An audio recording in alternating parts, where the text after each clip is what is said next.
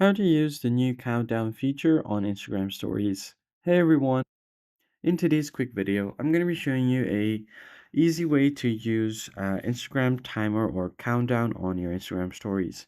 Go over to Instagram app, then from there, all you have to do on your story section. Now you can select any story you want from here. So I'll just select this random story here. And to be able to add countdown, just tap on the stickers icon at the top. Then you can find different options here. So you can find the countdown right at the bottom. Once you tap on it, you can just give a countdown name and you can start the timer. If you want it to be all day, just select all day. And if not, you can just select your time. And once you've selected it, just tap on done. Now you can add an end date from here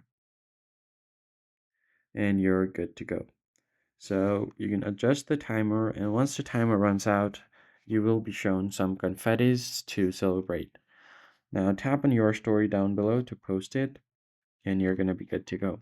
I hope this tutorial was helpful. Hit the like button down below, subscribe to the channel, and I'll catch you guys in the next one.